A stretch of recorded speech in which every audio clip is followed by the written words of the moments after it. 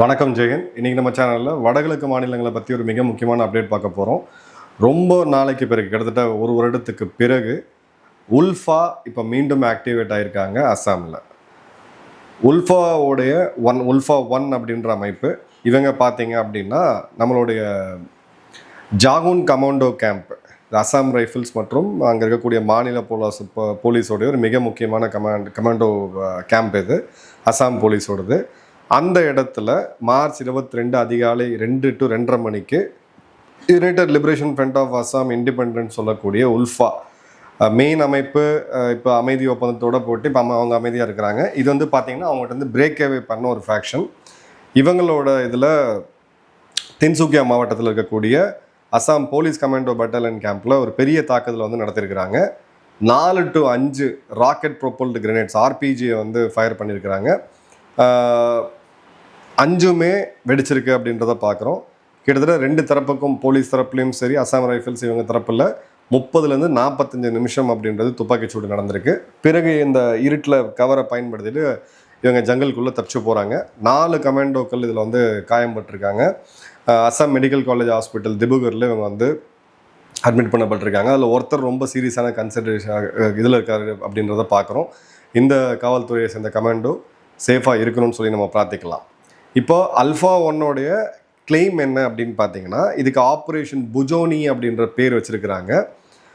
அஸ்ஸாம் போலீஸோடைய ஆக்ஷனுக்கு நாங்கள் பதில் தாக்குதல் நடத்தணும். அதே மாதிரி போன வருடம் உல்ஃபா ஒன்னோடைய கேம்ப் மேலே ட்ரோன் தாக்குதல் நடத்தியதா இந்திய இராணுவம் ஒரு ட்ரோன் தாக்குதல் நடத்தி அதில் உல்ஃபாவோட பல முக்கியமான தலைவர்களை கொன்னதாக வந்து ஒரு செய்தி வந்திருந்தது. அந்த ஆப்ரேஷனை அதிகாரப்பூர்வமாக இந்தியா அந்த டைமில் ஒத்துக்கல. பட் இந்த இடத்துல அப்படின்னு பார்க்கும்போது பார்த்தீங்க அப்படின்னா அதுக்கு பழி வாங்க நாங்கள் ஆரம்பிச்சிருக்கோம், இந்த தாக்குதல் நடத்துகிறோம் அப்படின்னு சொல்லிட்டு. புஜோனி அப்படின்றது ஒரு சிம்பாலிக்காக அவங்க ஒன்றா இருக்கிறாங்க. இந்த தோழர்கள்லாம் பேசுவாங்க பார்த்தீங்களா, கம்யூனிசம் பேசக்கூடியவங்க, மாவோயிசம் பேசக்கூடியவங்கலாம் இந்த வார்த்தையை பயன்படுத்துவாங்க. கிட்டத்தட்ட அதே மாதிரி தான் ஒரு ஸ்டாம்ப் இருக்குது. இப்போ இந்த ஜகுவான், ஜெய்ராம்பூர், நாம்போங், மன்மோ இதுக்கு வந்து ரொம்ப ரொம்ப இம்பார்ட்டன்ட் காரிடர். ஏன்னா அஸ்ஸாமுக்கும் அருணாச்சல் பிரதேஷுக்கும் பிறகு அருணாச்சல்லேருந்து மியான்மருடைய பார்டரை ஒட்டி இருக்கக்கூடியது. இது ஒரு மிக முக்கியமான மிலிட்டன்ஸோடைய டிரான்சிட் ரூட்டு. இந்த இடத்துல பல முறை இவங்க ஆம்புஷ்லாம் பண்ணியிருக்கிறாங்க. உல்ஃபா ஒன் வந்து பண்ணியிருக்காங்க, இண்டிபெண்டன்ட் வந்து பண்ணியிருக்காங்க. உல்ஃபா அமைப்பு பண்ணும் பொழுது இந்த இடத்துல ஒரு போரஸ் பார்டரும் இருக்குது மியான்மரோட. ஸோ மியான்மரில் சமீபத்தில் என்ஐஏ வந்து ஒரு மிக முக்கியமான கைது செய்தாங்க. மியான்மரில் கிடையாது, பேசிக்கலாக அந்த டிரான்சிட் ரூட்டில் போன ஒரு சிஏஓடைய உளவாளி மேத்யூ மற்றும் அவங்க கூட 6 உக்ரைனியர்கள் ட்ரோன் பயிற்சி கொடுக்க அந்த ரூட்டுமே அவங்க போன ரூட்டுமே இந்த ரூட்டில் தான் போயிருக்காங்க. ஸோ அவங்க கைது செய்யப்பட்ட பிறகு இந்த தாக்குதல் நடக்குது அப்படின்றது ஒரு கோயின்சிடென்ஸ். 2வது ஏப்ரல் 9 அங்கே தேர்தல் நடக்க போகுது. தேர்தல் சமயத்தில் எப்பயுமே இவங்க கொஞ்சம் வாலாட்டுவாங்க, அதுவும் பார்க்கலாம். ஏன்னா ப்ரீ எலெக்ஷன் பீரியட் அது. இந்த இடத்துல ஒரு மிகப்பெரிய ஆப்ரேஷனை அஸ்ஸாம் ரைஃபிள்ஸும் இவங்களும் சேர்ந்து முன்னெடுத்திருக்கிறாங்க. அஸ்ஸாமோடைய காவல்துறையும் சேர்ந்து முன்னெடுத்திருக்காங்க. என்டையர் ரீஜனும் இப்போ ஹையர் அலர்ட்டில் இருக்குது. இதே சமயத்தில் மணிப்பூரில் இருக்கிறதுலே அதிகமாக மிலிட்டன்சி பாதிக்கப்பட்ட சர்ச்சன்பூரில் இப்போ மீண்டும் ஒரு தாக்குதலை வந்து அங்கே இருக்கக்கூடிய கூக்கிஸோ இந்த இன்சர்ஜென்சி அமைப்பினர் செய்திருக்கிறாங்க. இதில் சர்ச்சன்பூர் தான் ஹாட் பெட்டு. இந்த இடத்துல தான் பார்த்தீங்கன்னா மெய்த்தி மற்றும் கூக்கிஸோ கம்யூனிட்டியோடைய அந்த தாக்குதல் இவங்க சண்டை போட்டுக்கிறது அதிகமாக இருக்கும். மார்ச் 20 to 22 இந்த இடம் மீண்டும் ஆக்டிவேட் ஆகிருக்கு. இந்த இடத்துல ஒரு ஜோ மிலிட்டன்ட் அங்கே இருந்தவங்க சர்ச்சன்பூரோட டிஸ்ட்ரிக்ட் ஹாஸ்பிட்டலில் கையில் எடுக்கணும்னு போகும்போது உள்ள அவன் சிவிலியன்ஸை ஹியூமன் ஷீல்டாக பயன்படுத்தும் போது நம்மளுடைய கமாண்டோ படைப்பிரிவினர் உள்ளே போய் அவனை வந்து போட்டு தள்ளுறாங்க. அதன் பிறகு ஒரு ரொம்ப ப்ரெசைஸான ஒரு தாக்குதல் இந்த இடத்துல காவல்துறையினர் ரொம்ப ஃபோர்ஸும் யூஸ் பண்ணாமல் அவனை மட்டும் தூக்கியிருக்காங்க அப்படின்றத பார்க்குறோம். இப்போது சிவிலியன் இன்ஃப்ராஸ்ட்ரக்சர் குறிப்பாக மாவட்ட மருத்துவமனை அப்படின்றது நம்ம ரொம்ப டெவலப்டு ஏரியா கிடையாது, மலைப்பாங்கான ஏரியா ரொம்ப கம்மியாக தான் இருக்கும். அதே மாதிரி பார்த்தீங்க அப்படின்னா இன்சிடென்ட் ரிப்போர்ட் துல்லியமாக அங்கே வர்றது அப்படின்றது நம்மளுடைய செக்யூரிட்டி ஃபோர்ஸஸோடைய சர்விலன்ஸ் எந்த அளவுக்கு அதிகமாக இருக்குது அப்படின்றத காமிக்கிறோம். ஸோ இன்றைக்கும் மணிப்பூர் மீண்டும் ஒரு பாயிலாக ஒரு மோசமான நிலைமையில் கொண்டு வரதுக்கு இந்த சக்திகள் எல்லாமே செயல்பட்டு இருக்காங்கன்றதை பார்க்குறோம். ஸோ மியான்மரில் இருக்கக்கூடிய சைனீஸ் இன்ஃப்ளூயன்ஸை வீழ்த்தணும் அப்படின்னு சொல்லி அவங்க ஒரு வியூகம் அமைச்சாலும் அதில் இந்தியாவுடைய வடகிழக்கையும் இந்த வெளிநாட்டு சக்திகள் குறிவைக்கிறாங்க அப்படின்றதுக்கான பெஸ்ட் எக்ஸாம்பிள். இது ஒரு 2 வருஷம் முன்னாடி நான் பேசும்போது இதோ முத்திரையெல்லாம் குத்திக்கிட்டு இருந்தாங்க, வெளிநாட்டு தொடர்பு இல்லாமல் இது நடக்காது. ஏன்னா அந்த டெரெயினில் இருந்த தங்களை உயிரை கொடுத்து வேலை செஞ்ச நல்ல அறிமுகமான பல முன்னாள் இராணுவ அதிகாரிகள் நாங்கள் டிஸ்கஸ் பண்ணும்போது அதோட டெரெயினோட தன்மை என்ன, இப்போ என்ன மாதிரியான அவங்க வெப்பன்ஸ் வச்சுக்கிட்டு இருக்காங்க, அதெல்லாம் பார்க்கும் பொழுது வெளிநாட்டு சப்போர்ட் அப்படின்றது தெளிவாகவே தெரியுது. மார்ச் 13ஆம் தேதி தான் என்ஐஏ இந்த அரெஸ்ட்டை வந்து பண்ணுறாங்க. அரெஸ்ட் பண்ண பிறகு இந்த சம்பவம் நடக்கிறது அப்படின்றத பார்க்குறோம். இப்போ இந்த இடத்துல உக்ரைனுடைய தூதரகம் இல்லை இது வந்து ஒரு அபாண்டமான குற்றச்சாட்டு, ஃபேர் அண்ட் ஃப்ரீ ட்ரையல் வேணும். நீங்கள் என்ன காரணம்னா ஒரு தூதரகதியை ஓகே இந்த மாதிரி கைது செய்திருக்கீங்க, எங்கள் நாட்டு பிரஜையை சரியான இந்திய சட்டப்படி அவங்களுக்கு வந்து நீங்கள் இந்த ட்ரையலில் நடத்தணும், விசாரணை நடத்தணும், அவங்களுக்கு எங்களுக்கு கான்சுலர் ஆக்சஸ் கொடுக்கணும், நாங்கள் போய் பேசுறதுக்கான ஆக்சஸ் கொடுக்கணும், அவங்களுக்கு லீகல் ஹெல்ப்பை நாங்கள் ப்ரொவைட் பண்ணுறோம். இதுதான் எல்லாரும் பண்ணுவாங்க.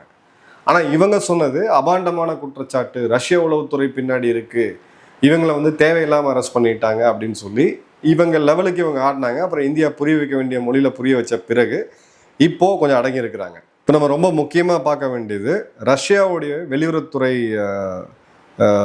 ஸ்போக்ஸ் பர்சன் மரியா ஜக்கரோவா ஒரு அஃபிஷியல் ஸ்டேட்மெண்ட்டை மார்ச் 20ஆம் தேதி கொடுத்துருக்குறாங்க. இந்த இடத்துல இந்த இன்சிடெண்ட்டை அரெஸ்ட்டை பற்றி அவங்க மென்ஷன் பண்ணுறாங்க. மென்ஷன் பண்ணிட்டு அவங்க என்ன சொல்கிறாங்கன்னு பார்த்தீங்கன்னா, establish contact with ethnic groups in Myanmar with the aim of supplying them with EU manufactured drones and train them in drone assembly and repair and in conducting electronic warfare.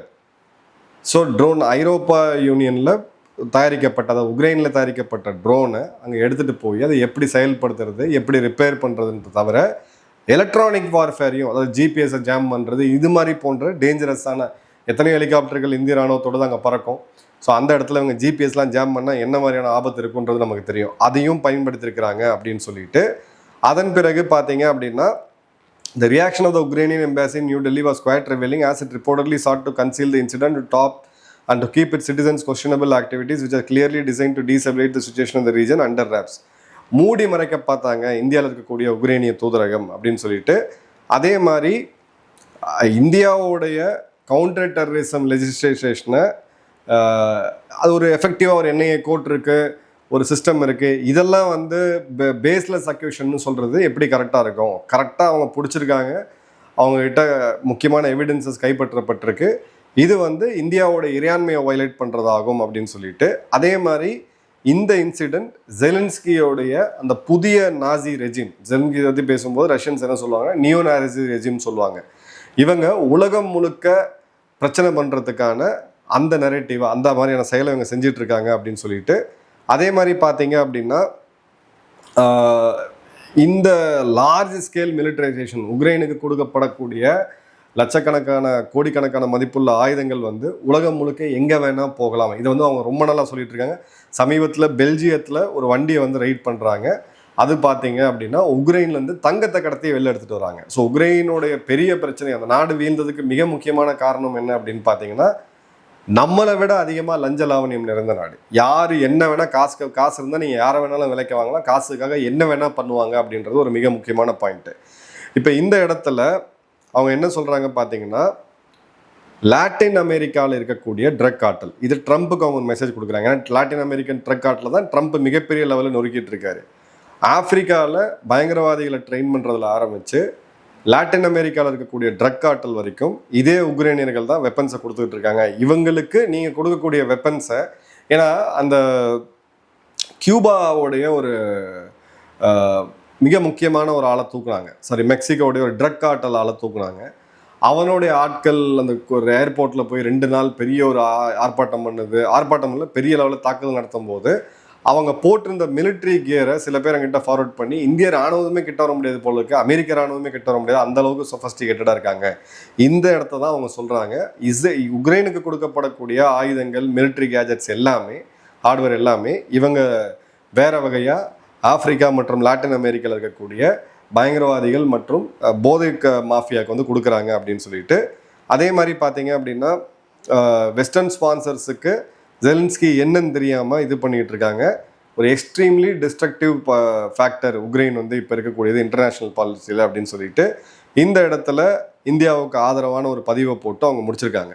So clear கட்டாக ரஷ்யாவும் பார்த்தீங்கன்னா டைமிங்கில் இதை வந்து கரெக்டாக சொல்லியிருக்காங்க. இப்போ America வாயவே திறக்கலை.